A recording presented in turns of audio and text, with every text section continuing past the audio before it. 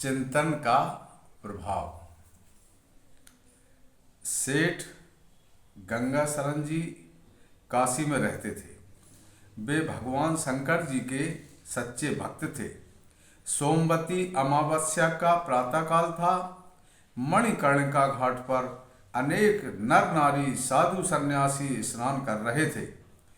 जय गंगे, जय शंकर और जय सूर्यदेव के नारे लगाए जा रहे थे। भक्त गंगा शरण जी भी स्नान कर रहे थे। तब तक अलवर के मंदिर परिसर से कोई गंगा में कूदा और डुबकियां खाने लगा।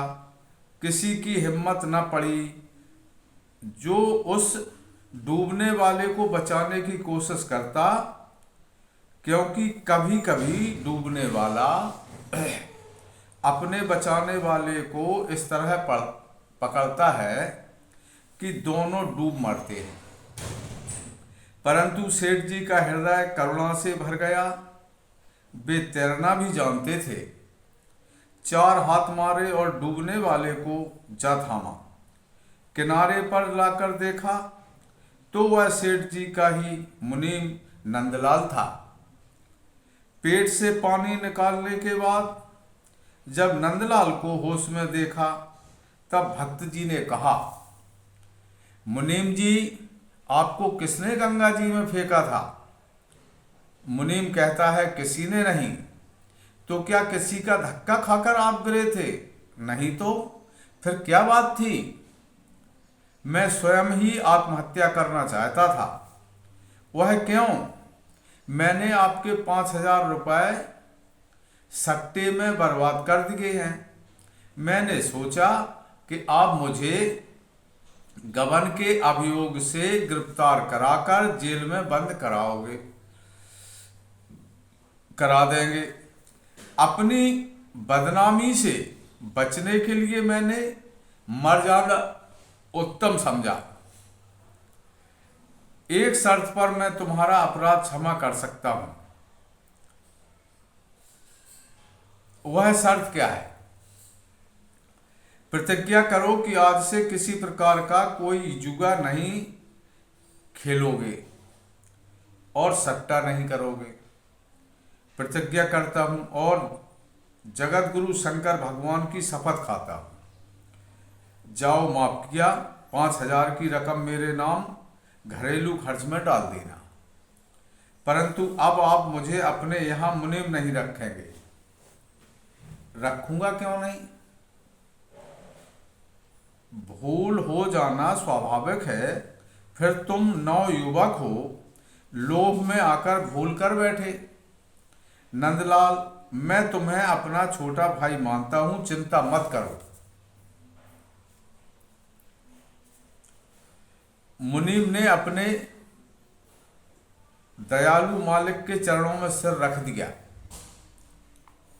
अगले वर्ष सेठ गंगा शरण जी को कपड़े के व्यापार में 1 लाख का मुनाफा हुआ।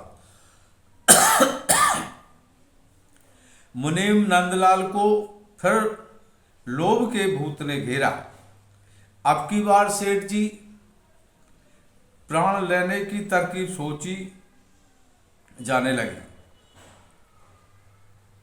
अब की बार सेठ जी के प्राण लेने की तरकीब सोची जाने लगी। उसने सोचा, यदि सेठ जी बीच से उठ जाएं तो विधवा सेठानी और बालक शंकरलाल मेरे ही भरोसे रह जाएंगे। वे दोनों क्या जाने कि मिति काटा और तत्काल धन किसे कहते हैं। बुद्धिमानी से भरे हीले हवाले से यह 1 लाख मेरी तिजोरी में जा पहुंचेगा। किसी को कुछ खबर भी न होगी। अंत में घाटा दिखला दूंगा। व्यापार में लाभ ही नहीं होता, घाटा भी तो होता है। संध्या का समय था। नंदलाल अपने घर से 1 गिलास दूध सांख्यिकी डालकर सेठ के पास ले गया। उसमें जहर मिलाकर सेठ के पास ले गया और बोला, 10 दिन हुए मेरी गाय ने बच्चा दिया था। आज से दूध लेना शुरू किया जाएगा। आपकी बहू ने कहा, पहला गिलास मालिक को पिलाओ, तब हम लोग दूध उपयोग करेंगे। सेठ जी बोले, गिलास मेज पर रखकर घर चले जाओ, मैं भी भोजन करने जा रहा हूँ। सोते समय तुम्हारा लाया हुआ यह दूध मैं अवश्य पी लूंगा। मेज पर वह विषाक्त दूध रखकर दुष्ट मुनीम चला गया। भोजन करके सेठ जी आए तो देखा कि गिलास खाली पड़ा है। सारा दूध पड़ोसी की पालतू बिल्ली पी गई।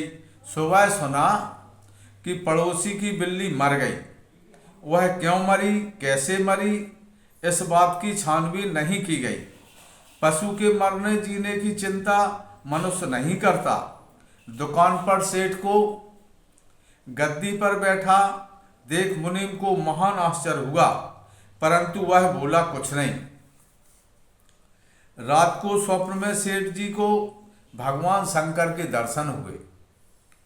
भगवान कह रहे थे कि तुमने जिस दुष्ट मुनीम को 5000 के गमन के मामले में क्षमा कर दिया था, उसने दूध में जहर मिलाकर तुमको समाप्त करने का षड्यंत्र रचा है।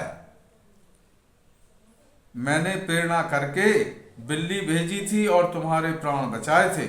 उसी विष से पड़ोसी की बिल्ली मरी थी। सेठ ने उसी समय जाकर सेठानी को अपना सपना सुनाया। सुनकर बेचारी सेठानी सहम गई।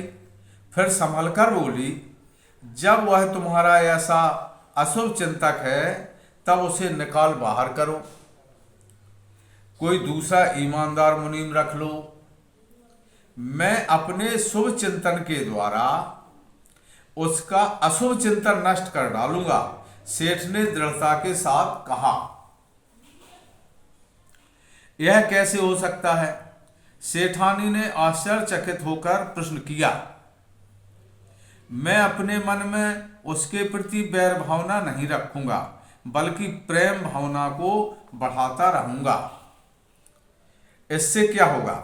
जब हम किसी के प्रति शत्रुता के विचार रखते हैं, तब वह भावना उसमें जाकर उसकी शत्रुता को और भी बढ़ा देती है। दिल को दिल से राय होती है। मैं नहीं समझी। एक दृष्टांत सुनाता हूं, तब तुम समझ जाओगे कि एक बार बादशाह अकबर प्रधानमंत्री बीरबल के साथ सैर करने शहर से बाहर निकले। सामने से एक लकड़हारा आता दिखाई पड़ा। बादशाह ने पूछा, यह लकड़हारा मेरे प्रति कैसे विचार रखता है? बीरबल ने उत्तर दिया, जैसे विचार आप उसके प्रति रखेंगे वैसे ही वह भी रखेगा, क्योंकि दिल की दिल से राय है। बादशाह एक पेड़ पर चढ़ गए और कहने लगे, साला लकड़हारा मेरे जंगल की लकड़ियां बिना इजाजत चुराकर काट लाता है और अपना खर्च चलाता है। कल इसे फांसी देंगे। तब तक वह लकड़हारा पास आ पहुंचा। बीरबल ने कहा, लकड़हारे, तुमने सुना या नहीं कि आज बादशाह अकबर मर गया? लकड़हारे ने लकड़ी का गट्ठा फेंक दिया और नाचने लगा। बोला, बड़ा अच्छा हुआ, बड़ा बदमाश बादशाह था। मीना बाजार में एक राजपूतानी को बुरी नजर से देखा तो उसने छाती में कटार घुसेड़ दिया होता। माता कहकर क्षमा मांगी, तब प्राण बचे थे। मैं तो प्रसाद बांटूंगा। खूब मरा। बादशाह ने बीरबल का सिद्धांत मान लिया। फिर क्या हुआ? सेठानी की उत्सुकता बढ़ी। उसी समय एक वृद्धा घास लिए आती दिखलाई पड़ी। बादशाह पेड़ पर ही छिपा बैठा रहा, क्योंकि वह शुभ चिंतन और अशुभ चिंतन का प्रभाव देखना चाहता था। अशुभ चिंतन का प्रभाव वह देख चुका था। अब की बार शुभ चिंतन का प्रभाव देखने के लिए बादशाह ने कहा, बीरबल, वह देखो एक बेचारी वृद्धा आ रही है, कमर झुक गई है, मुंह में दांत भी नहीं होंगे, लाठी के सहारे चल रही है, अपनी गाय के लिए थोड़ी घास छील लाई है। 10 रुपए माहवारी इसकी पेंशन आज से बांध दो। वजीर आजम जब बुढ़िया पास आई तब बीरबल कहने लगे, बूढ़ी माई, तुमने सुना कि आज आधी रात के समय बदमाश अकबर को काला नाग सूंघ गया। सुबह कबर भी लग गई।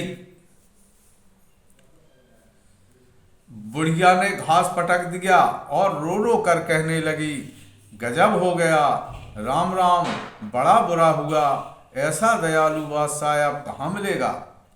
हिंदू मुसलमान दोनों उसकी 2 आंखें थीं। बीरबल प्रधान, मंत्री मान सिंह, सेनापति टोडरमल, खजाना मंत्री, फिर गोवध कतई बंद। मजाल क्या कि कोई किसी गाय की पूंछ का एक बाल भी खींच ले। भगवान तुम मेरे प्राण ले लेते लेकिन बादशाह को न मारते। प्रातः स्नान के बाद भक्त जी विश्वनाथ मंदिर में गए। पूजन करके हाथ जोड़ बोले, अंतर्यामी भोलेनाथ, मुझे अपने मुनीम के पतन का आंतरिक दुख है, परंतु मेरे मन में उसके प्रति जरा भी द्वेष देखे तो बेशक मुझे दंड दें। भगवान आप मेरे मुनीम का चित्त शुद्ध कर दीजिए। यदि उसकी लोभ भावना दूर न हुई तो मेरी भक्ति का क्या फल हुआ। काम, क्रोध, लोभ, यही 3 मानव के प्रबलतम शत्रु हैं। मुझे अपने जीवन का भय नहीं, क्योंकि तुम रहते जिसके मन भीतर उसको परवाह नहीं होती। जंगल में कितने कांटे हैं, पैरों में कितने छाले हैं। मैं तो आत्मसमर्पण करके निश्चिंत हो गया हूँ। सांझ को एक सपेरा मुनीम जी के घर के सामने से निकला। मुनीम जी ने उसे बुलाकर कहा, तुम्हारे पास कोई ऐसा सांप है जिसके विष दांत तोड़े न गए हों? जी हाँ, इसी पेटी में मौजूद है, कल ही पकड़ा था, तुम उसे बेच दो, ये लो 5 रुपए। सपेरे ने वह विषधर फणीधर एक मिट्टी की हांडी में बंद कर दिया और मुंह पर कपड़ा बांध दिया। जब रात के 10 बजे तब हांडी लेकर नंदलाल सेठ जी के मकान पर पहुंचा। जिस कमरे में सेठ जी सोते थे उसकी खिड़की का एक शीशा टूटा हुआ था। खिड़की के नीचे ही भक्ति सेठ जी का पलंग रहता था। नंदलाल ने उसी खिड़की के द्वारा वह काला सांप अंदर फेंक दिया, जो सेठ जी की रजाई के ऊपर जा गिरा। हंसता हुआ नंदलाल लौट गया। प्रातः जब सेठ जी रजाई से बाहर निकले तब सेठानी भी वहीं खड़ी थी। उसी रजाई में से एक काला सांप निकला और पलंग पर से नीचे उतर गया। सेठानी चीख पड़ी, नौकर को बुलाने लगी। नौकर को क्यों पुकारती हो? सेठ जी बोले, इस सांप को मरवाऊंगी, आपको काटा तो नहीं? सेठानी ने कहा, मेरी प्रेम परीक्षा लेने के लिए भगवान भोलेनाथ ने अपने गले का हार भेजा था। रात भर साथ सोता रहा, कभी मेरा हाथ पड़ गया तो कभी पैर भी पड़ गया, परंतु काटता तो रात भर में 100 बार काट सकता था। सेठ ने कहा। तब तक लाठी लेकर नौकर आ गया। सेठ जी बोले, हीरा, लाठी को रख दो, एक कटोरा दूध ले आओ, दूध पिलाकर सर्प देवता को जाने दो, जहां भी जाना चाहें, खबरदार मारना मत। और वह इसी घर में रहने लगे। सेठानी ने व्यंग किया और वह इसी घर में रहने लगे तो सेठानी ने व्यंग किया, कोई परवाह नहीं, रहने दो, भला सांप कहाँ नहीं रहते, सांप पर ही पृथ्वी टिकी है, सेठ जी ने कहा। रात को सेठ जी ने सपने में फिर भोलानाथ को बैल पर चढ़े हुए मुस्कुराते देखा। भगवान ने मुनीम वाली सर्व क्रिया बयान कर दी। सेठ ने कहा, कुछ हो, अपने शुभ चिंतन के द्वारा मुनीम के अशुभ चिंतन को नष्ट करना है। आपका आशीर्वाद है, इस परीक्षा में पास हो ही जाऊंगा। आप भी इसमें मेरी सहायता करें। आपने दोनों अशुभ चिंतन विफल देख मुनीम नंदलाल ने तीसरी स्कीम सोची। उसने दो नामी चोरों से दोस्ती गांठी। एक दिन आधी रात के समय नंदलाल उन दोनों चोरों को लेकर सेठ जी के मकान के पीछे जा पहुंचा। सेंध लगवाकर तीनों भीतर घुसे। सेठ जी की तिजोरी जिस कमरे में रहती थी, उस कमरे को मुनीम जानता था। ज्यों ही मुनीम उस कमरे में पहुंचा, उसने सामने काशी के कोतवाल भगवान काल भैरव को त्रिशूल लिए खजाने के पहरे पर खड़ा देखा। भय खाकर भागना चाहा तो भगवान ने उसे पकड़ लिया। दो तमाचे लगाकर कहा कि जिसने तुझे आत्महत्या से बचाया, उसके प्रति बदमाशी करता ही चला जा रहा है। आज तुझे खत्म करूंगा। दोनों चोर भाग गए। मुनीम ने भगवान भूतनाथ के चरण पकड़ लिए और गिड़गिड़ाने लगा, आज मेरा सारा अशुभ चिंतन मर गया। मैं अभी सेठ जी से माफी मांगता हूं। अपने सुधार के लिए यह एक मौका दीजिए। वही हुआ। मुनीम ने जाकर सेठ जी को जगाया और उनके चरण पकड़कर अपने तीनों अपराधों को स्वीकार करते हुए क्षमा मांगी। और सेठ जी हंसकर मुनीम को छाती से लगा लिया और कहा, मेरे शुभ चिंतन की विजय हुई। और वास्तव में नास्तिक मुनीम ईमानदार आस्तिक बन गया था।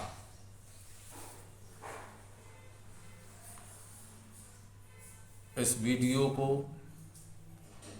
लाइक करें और सब्सक्राइब करें। धन्यवाद।